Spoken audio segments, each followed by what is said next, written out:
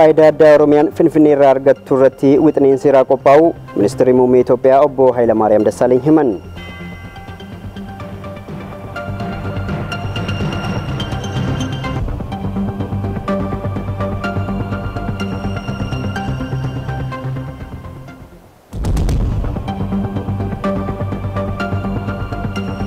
Hojiin duula misooma sululaa Oromiyaa godinaalee Harargee Bahaa fi Lixaatti eegalame.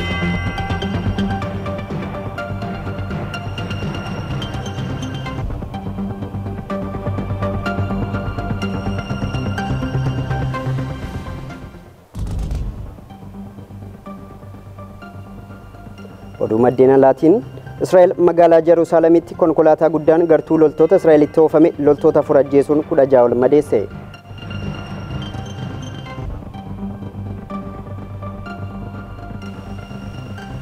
Akka mul'atan kabajamtoota daawwattoota keenyaa televezyiinii Oromiyaa irraa oduu galgala kanaa istiidiyoo keenya muummicha magaalaa Adaamaatti argamu irraa kan isinitti himu Anchaarnet Mabraatuuti. Oduu keenya har'a galgalaa kan Galatoomi Charnet. Akka mul'atan daawwattoota istiidiyoo Finfinnee irraa immoo Madaaniit Haayilooti. Faayidaa addaa Oromiyaan Finfinnee irraa argattu wixineen seeraa qophaa'uusaa Ministeerri Muummee Itoophiyaa Obbo Hayilamaariyaam Dassaaleny himan. Dheerachuu fi gabaabbachuun labsii yeroo hatattamaa nageenya bu'uuraa mirkaneessuu fi fedhii uummataa irratti kan hundaa'u ta'uu saamaniiru Abiraan Birruu dabalataa qindeesseera. Ministeerri Muummee Obbo Hayilamaariyaam Dassaaleny gaafiif deebii miidiyaa biyya keessaa waliin godhaniin dhimmoota haala yeroo irratti ibsa kennaniiru. Obbo Hayilamaariyaam itti fayyadama aangoo mootummaa fi tajaajiltummaa uummataa irratti deebii kennaniin qormaanni guddaan sirnichaa ture akka itti aangoon ilaalamudha jedhan. Ka'umsi hojmaata badaa karaa tokko ummata tajaajiluurra of tajaajiluu filachuu karaa lammataa immoo rakkoo ga'umsaati jedhaniiru. በመጀመሪያ ደረጃ ሙስና የአመለካከት መሸርሸር ውጤት ነው። Malaammaltummaan bu'aa rakkoo ilaalchati. Ilaalchi uummata tajaajiluurra of tajaajiluu jedhu yeroo olaantummaa argatee jechuudha. Kanaaf jalqaba irratti caasaa mootummaa fi addawaawii keessatti ilaalcha kana cabsuu qabna. Kanaaf furmaanni waaraa hawaasa malaammaltummaa fi hojmaata badaa jibboorachuu qabsoo kanas gara hawaasaatti gadi buusuudha jedhaniiru. ዋነኛው ጉዳይ ሰው አስቀድሞ በአመለካከቱ በአስተሳሰቡ ijoon xiyyeeffannaa keenyaa hawaasa malaammaltummaa jibbu horachuu ta'uu qaba. Haaromsa keessattis kanaan wal qabatee iftoominaan irratti mari'atameera. Labsii yeroo ariifachiisaa kan ilaaleen Obbo Hayilamaariyaam labsichi milkaa'ina karaa nageenyaa fide eeranii seektaroota tajaajilaa fi turizimii irratti dhiibbaa xiqqaa fiderraa kan hafe dhiibbaan seektara kamirrattuu fide hin jiru jedhaniiru. Rakkoo nageenyaa labsicha dura uumameen warshaalee 26 rakkisaaraa birrii miiliyoona 400 fi miiliyoona 50 qofatu ga'e kan jedhan Obbo Hayilamaariyaam tumsa mootummaatiin warshaaleen kunneen ji'a lama keessatti oomisha akka eegalan himaniiru. Labsichis rakkoon nageenyaa bu'uurarraa furamuu yoo mirkanaa'ee fi gaaffii uummataa bu'uura godhachuudhaan dheerachuu fi gabaabbachuunsaa ni murtaa'a jedhan. አንደኛውና የመጀመሪያው ጊዜ ጉዳይ ያገኘነውን ሰላምና መረጋጋት hunda dura nagaan bu'e kun kan bu'uuraa ta'uu mirkaneeffachuu qabna. Jijjiirama bu'uuraa dhufu yeroo yeroon madaaluu qabna. Itti aansee barbaachisummaa labsichaa irratti uummata mariisisuu qabna. Rakkoo nageenyaa mudatee fi ga'ee dhaabbilee Ijipti tokko ilaalchisee ambaasaddar Ijipti gaafatamanii qaamoleen nageenyaa Itoophiyaa hin feene Ijipti akka bakka hin buune dubbachuu isaanii kan himan Ministeerri Muummee Itoophiyaan hojii dippiloomaasii qajeelfama michummaa armaan dura qabduun itti fuftii jedhan. Qaamoleen kunneenis madda yaaddoo Itoophiyaadhaa hamaa miti jedhaniiru. Faayidaa addaa Oromiyaan Finfinnee irraa argattu irratti kan gaafataman Obbo Hayilamaariyaam bu'uura heeraa kan qabu dhimmi kun wixineensaa qophaa'ee marii uummataa eeggata jedhaniiru. የኦሮሚያ ልዩ ጥቅም ከፍንፍኔ አካባቢ ከአዲስ አበባ አኳያ በተመለከተ በሕገ መንግስታችን የተቀመጠ ጉዳይ ነው። Faayidaan addaa Oromiyaan Finfinnee irraa argattu bu'uura heeraa kan qabu. Kanaaf seerri bahuu qaba. Wixineen seera kanaa qophaa'eera. Wixinee kana immoo hooggansaa fi uummata irratti mariisisuu qabna. Seerota barana bahuuf jiran keessaa tokko kanadha. Waldhibdee daangaa Oromiyaa fi naannoo Sumaalee ilaalchisee Obbo Hayilamaariyaam bakki kun kan armaan dura riferendamii itti gaggeeffame jedhanii furmaata waaraa fiduuf naannolee lamaan walii galuu dubbataniiru. በኦሮሚያና ሶማሌ በተለይም በምዕራብና ምስራቅ ሐረርጌና ወልኢብዴ ዳንጋ ናኖ ኦሮሚያ ፊ ሶማሌ ኢላልቺሴ አርማን ዱራ ሬፈረንደሚን ገገፈሜ ቱር ሬፈረንደሚ ሰና ኦጂር ኦልቹረት ረኮን ጫሳ ኬኛ ኬሳ ናኖሌ ለማን ረቱ ቱሬራ ሰበበ ከናፍ ልቡ ባኤን በዴራ ረኮ ከና ዋራን ፍሩፍ ናኖሌ ለማን ከራ ሚኒስቴር ዲሞታ ፌደራላ ፊ ወርሲሴ ቡላ ወሊ ገለኒሩ ረኮ ዲነግዴ ድርግጎታ ፍሩፍ ሞቱማ ማለቀ ቢሊዮን ኩደን ረመዱ ከን ያደቺሰን Obbo Hayilamaariyaam ፕሮጀክቲን ኩን ጅማ jimaata darbee kaasee leenjii fi qophii karooraa booda raawwitti galamuu himaniiru. Maallaqi hojii kanaaf ramadamus qisaasama malee galma barbaadame akka fidu hordoffii cimaan ni godhamaa jedhaniiru. Rakkoo jijjiirama qilleensaa ka'umsisaa garba guddaa Hindii ta'een kutaaleen biyyattii naannoo gammoojjii keessatti argaman aanaaleen naannoo Sumaalee baay'een godinaaleen Booranaa fi Gujii akkasumas kibbi Oomoo hongeef saaxilamuu himaniiru. Sababa kanaan namoonni gargaarsa barbaadan miliyoona 4,500 akka jiranii fi kunis dandeettii mootummaatii ol akka hin taane dubbataniiru. Hirmaannaa fi fayyadamummaa dargaggootaa mirkaneessuudhaan haaromsa jalqabame milkeessuu hojii eegalame cimee akka itti fufuu haala yeroo irratti ibsi ejjennoo mootummaa naannoo Oromiyaa ibsu hubachiiseera. Milkaa'ina isaa fi qaamoleen garaagaraa tumsuu akka qabanis hubachiiseera. Gabaasa dabalataaf Zinnaash Guddisaa.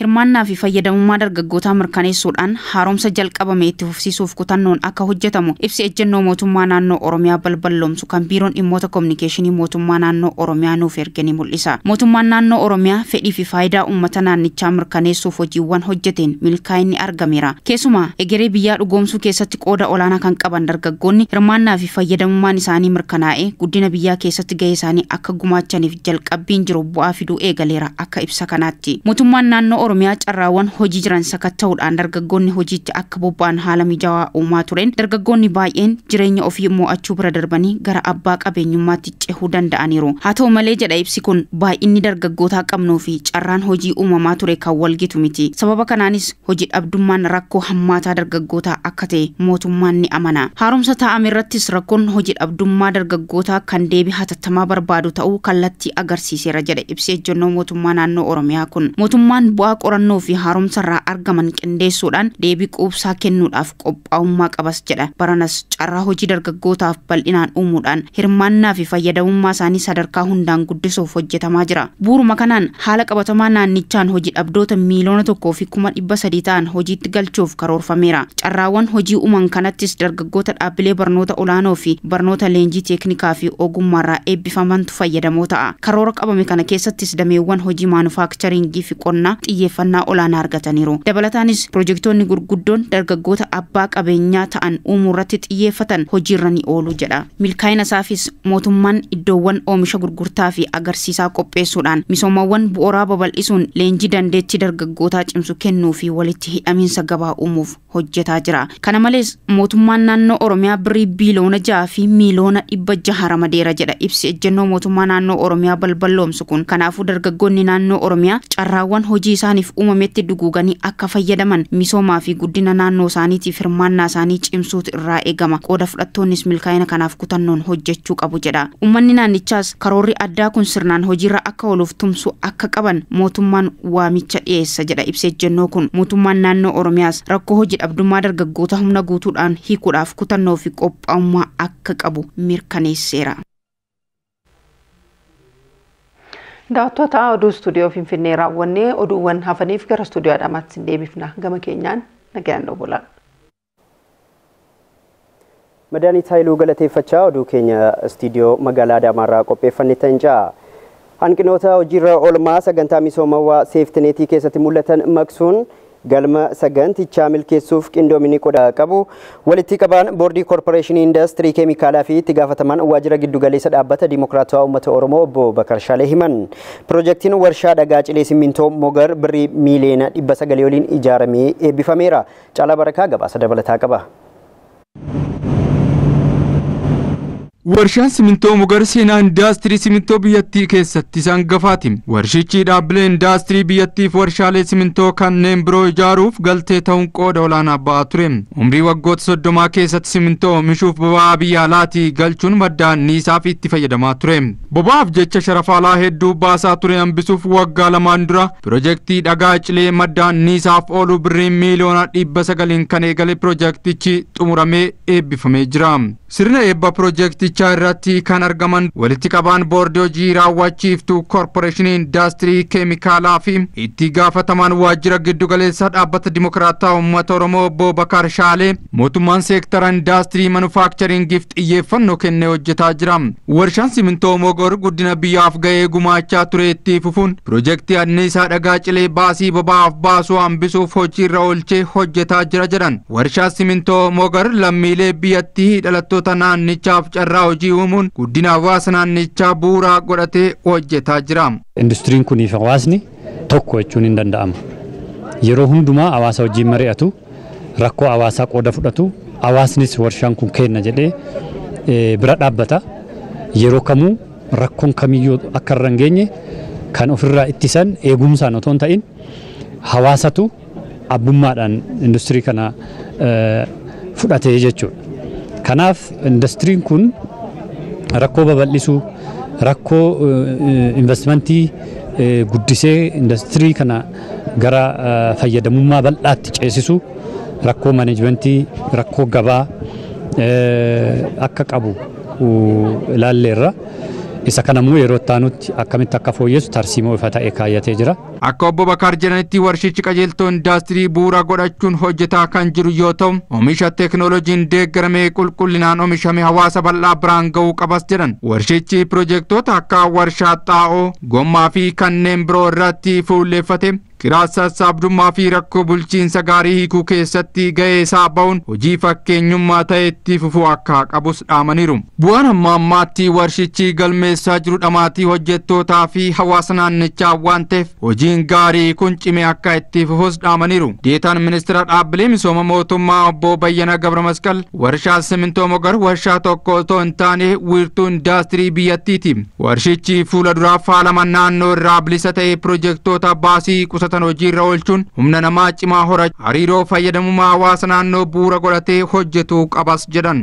በነዳጅ ቁጠባው ያገኘነው የዋጋ የመወዳደር አቅም qorannoo piroojeektii gama boba'aa qusachuutiin hojiirra oolchine babal'isuun warshaalee haaraa faayidaa hawaasaa fi kennuu danda'an irratti cimnee hojjechuu qabna.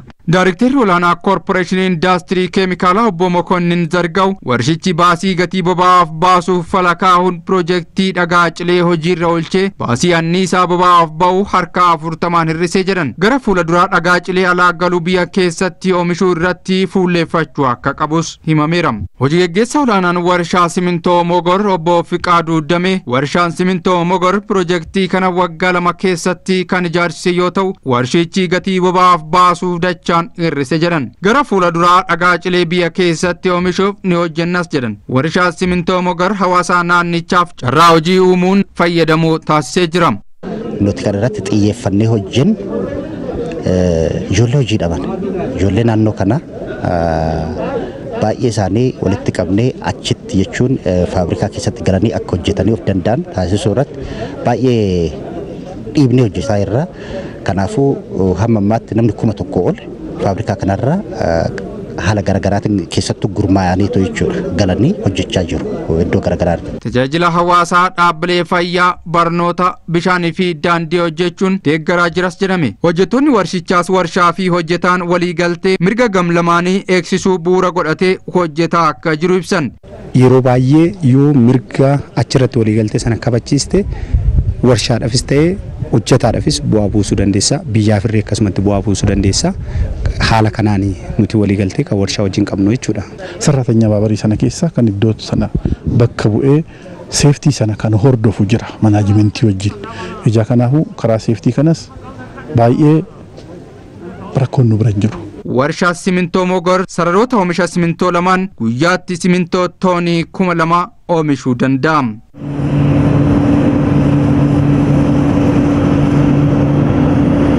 Hanqinoota hojiirra oolmaa sagantaa misooma seeftineetii keessatti mul'atan maqsuun galma sagantichaa milkeessuuf qindoominni qooda fudhattootaa murteessaa ta'uu biiroon qonnaa fi qabeenya uumamaa Oromiyaa beeksise.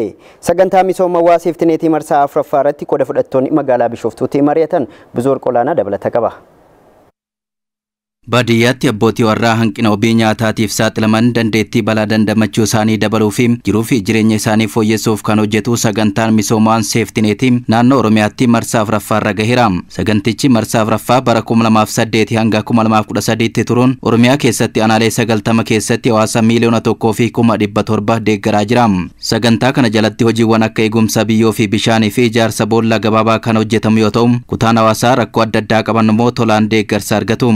Biiroon qonna Oromiyaa sagantaan seeftineetii kun karaa qulqullina qabuun akka hojiirra ooluuf qooda fudhattoota waliin ciminaa fi hanqinoota kanaan dura turan irratti magaalaa Bishooftuutti marateera. Marii kana irratti sagantaa kanaan hojiileen hawaasa saaxilamoo ta'an deeggaruuf hojjetame jajjabeessaa ta'us calalliin seeftineetii kun firoomaa fi kira sassaabdummaan kan itti mul'atudha. Maatii jireenyi isaanii fooyya'ee eebbisanii baasuu irrattis qaamoleen faayidaa addaa argachuuf jecha waggaa dheeraaf saganticha keessa of tursiisanis akka jiran ibsameera. Obbo Andinnat Daggafaa sadarkaa hoogganaa itti aanaa biiroo qonnaa fi qabeenya uumamaa Oromiyaatti abbaa deemsa hojii wabii nyaataa fi carraa hojii uumuuti. Naannoo biliyoona 2 kan ta'u qabamee jira. Kun immoo haala fayyadama sagantichaa keenyaatti murteessa jechaadha. Baajata kana fayyada hojiirra oolchuun.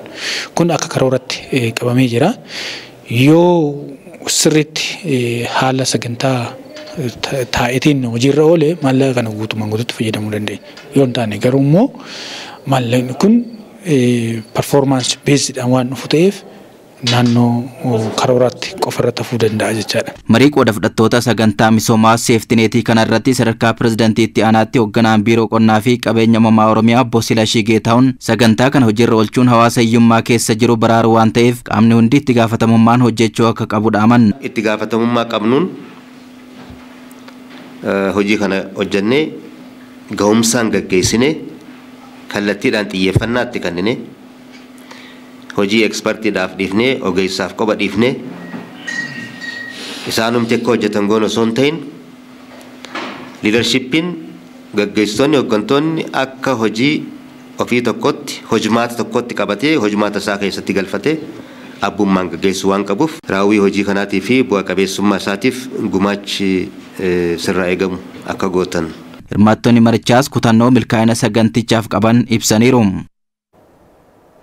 Hawaasni aanaalee godina Harargee lixaa hojii kunuunsa qabeenya uumamaa kanaan dura hojjetaa turan irraa waan fayyadamaniif baranas qulqullina irratti xiyyeeffachuun akka hojjetan himan.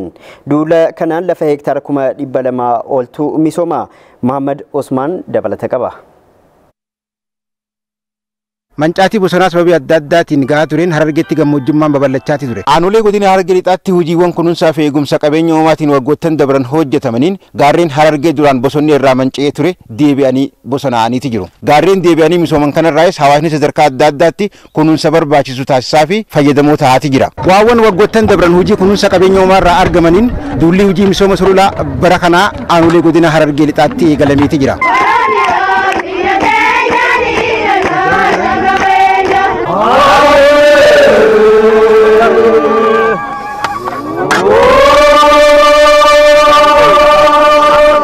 Qonnaan bultoonni aanaa masalaa duula hojii misooma sululaa Harargee lixaatti eegalame irratti arganne hojii misooma sululaa waggoottan dabre hojjechaadhaa turreen bu'aa arganneen hojii misooma sululaa bara kanaa caalmaatti milkeessuudhaaf tattaaffii keessa galleeti jirraa jedhan. Bakka qabeenyi uumamaan jirratti jiriin namaa xiqqaataa deemti. Yoo akkatti golbee hidhanne namni fooyyaa deema horiillee biqiltuu nu farkata waan dhaabne waan adda addaa horii keenya irraa oomishna haala bareedaadhaan lubbuu ta'e ni jiraachisaa. Bu'aan qabeenya uumamaa kun haalan qilleensa jijjiiraa oomisha dachaan dabaluu san isuma kana mirkaneessuu jechuudha. Maddi nuuf gabbatte oomishni keenya dachaan nuuf dabale kanaafuu dachiin teenyaas nuuf gabbatte galaana dhiqu sanirraayis walaba taanee galaanni biyya keenya dhiqu biyyeen teenya daran gabbachaa dhufte jechuudha. Bu'aan maan dura baay'ee harkanirraa amma irra cimatti maantana haala maantana hojjechaa jirra jechuudha. Baafna kan nyaata jubaanee qabeenya keenya kunuunfachaa jirra. Hojii misooma sululaa kan kunuunsa qabeenya uumamaa hojii yeroo bonaa qofa hojjennee dhiifnu osoo hin ta'in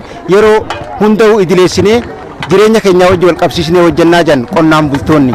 Gammoojjii ijoollee teenya dhaachifni jenneeti baddaa godhuudhaaf hojjenna mataa kan. Aanaa masalaatti hojii qabeenyummaa barabaraan hojjetamaadhaa jirurraa bu'aan gaariin waan argamaadhaa jiruuf hawaasni kaka'umsa guddaa argachuudhaan hojii bara kanaa caalmaatti milkeessuudhaaf tattaaffii keessa galee jiraachuu isaa bulchaan aanaa masalaa obbo Mahammad Abdurrahmaan himaniiti jiru. Bakka hedduutti bu'aan gaariin kan argame ta'uu isaati keessaafuu nyaata horiitiif akka inni ta'u lafa tuttuqarraa lafa hedduu bilisa goonee uummanni keenya yeroo ammaan tanaa kana nyaata horiitiifis hedduutti fayyadamaa jira. Gara hektaara 25 misooma sululaa kanaan hin misoomsine jennee qabannee karoora qabanneetti deemaa jirra. Hojiiwwan aanolee godina Harargee lixaatti baroottan dabran gama kunuunsa qabeenya uumamaatiin hojjetamaadhaa turanirraa bu'aaleen argaman hojii bara kana hojjetamuuf kaka'umsa guddaa uumanii kan jiran ta'uu isaadha.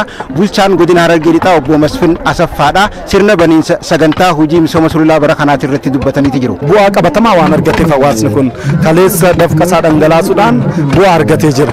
Har'a immoo bu'aa bara baraa ittiin kan argamu dhaloota dhufuuf misooma dhaloota dhufuuf guddina dhaalchisuudhaaf uummata kaka'umsa guddaa ka'ee raayyaan kun raayyaa bitaa mirgatti galagaggalee hojjetu raayyaa har'a misooma sululaa irratti ijaarame kun boru hojii nageenyaa keenya irrattis hojii jal'isii hojii gannaa hojjennuufis immoo bu'uura kan ta'e ta'uusaa kan jijjiiramee of jijjiiree hojjetu ta'uusaa abdii guddaa kan namaaf kennu ta'uusaati. Aanolee godina Harargee lixaa 15 araddoota 449tti duulli hojii misooma sululaa eegalame guyyaa 30f akka turuu fi guyyoota kana keessatti lafa hektaara 200,000 fi 27 ol misoomsuudhaaf hojiin karoorfamee hojjetamu eegalamuusaa ragaan waajjira qonnaa godinaarraa arganne ni mul'isa.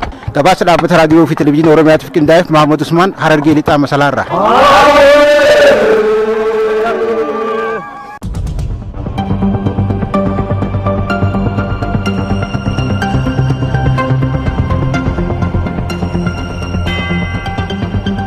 Oduu isin daawwataa jirtan kun kallattiin dambalii ce'umsaa fi qaroominaa televezyiinii Oromiyaa irraa isin bira gahaa jira. Oduu maddeen alaatiin Israa'eel magaalaa Jeruusaalemitti konkolaataan guddaan gartuu loltoota Israa'elitti oofame loltoota 4 ajjeesuun 16 ol madeesse. Ministeerri muummee Israa'el Beniyaamin Netanyahuun qaama balaa qaqqabsiise kanaaf ragaa qabatamaa dhiyeessuu baatanis deeggartoota garee shoror keessaa ISIS'n qindaa'u akka oolle dubbataniiru. Yohaannis Bantii bal'ina isaa akka tanutti isinitti hima. Balaan shororkeessitootaan yeroo garaagaraa gahaa jiru biyyoota addunyaa yaaddoo hamaaf saaxileera. Keessumaayyuu shororkeessitoonni balaa geessisuuf yeroo adda addaatti maloota garaagaraatti fayyadamaa dhufuun isaanii rakkicha to'achuuf biyyoonni addunyaa hedduu carraaquu akka qaban kan namatti agarsiisudha. Malootni haaraan garee shororkeessitoota ISIS biratti baratamaa dhufe keessaa tokko haala namoota hedduu tilmaamuuf rakkisuun konkolaataa fe'umsaa guddaa fayyadamuun bakka namoonni hedduun walitti qabamanii jiranitti saffisa konkolaataa dabalanii lubbuu namoota hedduu al tokkoon dhabamsiisuudha. Kunis kan jalqabe magaalaa Niis keessatti konkolaataan fe'umsaa guddaan bakka namoonni hedduun bashannanaaf wal gahanitti lubbuu namoota 86 galaafachuun namoonni 100 ol immoo akka mada'aniif sababa ta'eera. Gochi kun itti fufuun torbee lamaan dura Jarman magaalaa Berliin keessatti bakka namoonni hedduun gabaa ayyaana qillee keessatti wal gahanitti haaluma wal fakkaatu lubbuu namoota 12 galaafachuun 48 irraan miidhaa guddaa geessiseera. Oduma wal fakkaatuun konkolaataan fe'umsaa guddaan kibba Jeruusaalem keessatti loltoota waraanaa Israa'el 4 battalumatti ajjeesuun 16 ol madeesseera. Birmattoota balaa keessaa tokko kan ta'e Doovi Meeyer akka jedhanitti wayita konkolaatichi loltootatti oofamu isaan iddoo daawwatan sanaaf gammachuu ibsataa turan. Buses loaded with soldiers were stopping here today. This is a very popular point. Baasiin hedduun loltoota fe'ee jiru har'a bakka kana dhaabachaa oole. Bakki kun daawwattoota hedduu biratti daran jaalatamaadha. Akkasumas waa'ee biyya isaanii haalaan beekuuf loltoota haaraan daran jaalatu. Har'as yeroo loltoonni hedduun kaka'umsa guddaan baasii keessatti gammachuu isaanii ibsaa jiranitti konkolaataan fe'umsaa guddaan kan baasota sana booda dhaabachaa jiru tasuma loltoota madeessuu fi ajjeesuu eegale. Namni balaa kana qaqqabsiise Fadii Alqambar kan umuriin isaa 28 ta'e akkasumas kan sanyiin isaa hidda Arabootaa of keessaa qabu baha Jeruusaalem keessa kan jiraachaa ture ta'uu isaa poolisiin biyyattii beeksiseera. Balichaan booda ministeerri muummee Israa'el Beniyaamin Netanyaahuu fi ministeerri ittisa biyyattii Avgaadar Laayibermaan ariitiidhaan gara bakka balaan mudate deemuun erga gadda isaanitti dhaga'ame ibsanii garee shororkeessaa ISIS balleessuuf michoota Israa'el waliin ta'uun tarkaanfii barbaachisaa hunda kan fudhatan ta'uu ibsaniiru. Jiraataan naannoo sanii Beniyaamin jedhaman ammoo gochi shororkeessummaa suukanneessaa akkanaa guduunfamuu qaba jedhan. I wish that I would have finished all this war, all this kill people about cars, trucks, knife. Gochaan miidhaa akkasii akka hin deebine nawwa. Konkolaataan albeedhanii fi meeshaa waraanaan namoota galaafatan kun jechuudha. Isaan daa'immanis haadholiis abbootis akkasuma immoo loltoota umurii dargaggummaa irra jiranis galaafataniiru. Kuni maraatummaadha. Daangessuutu nurraa eegama. Hangafootan irra deebi'uun isin yaadachiisa. Faayidaa addaa Oromiyaan Finfinnee irraa argattu irratti wixineen seeraa qophaa'u Ministeerri Muummee Itoophiyaa Obbo Hayilamaariyaam Dassaalany himan.